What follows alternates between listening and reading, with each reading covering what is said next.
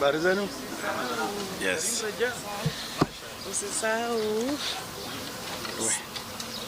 Okay.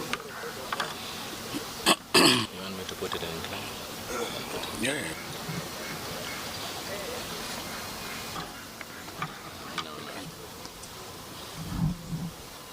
Okay. Quiet. We have around 4, but we've also had a lot of inquiry. You can see what's going on online. Kenyans are actively discussing this subject of recall. So we currently have roughly 4. We will look at them once we go back to the office. So going forward, of course, it's the right of every Kenyan to exercise that right of recall under the Constitution.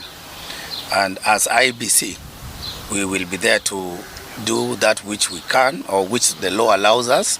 We will receive those petitions, we will examine them, and then we will, of course, respond to them accordingly.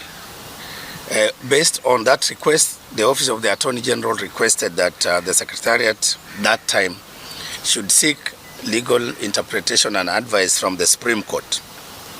So this matter was filed at the Supreme Court, and we are waiting for the Supreme Court to determine and to give us the legal advisory in this particular matter.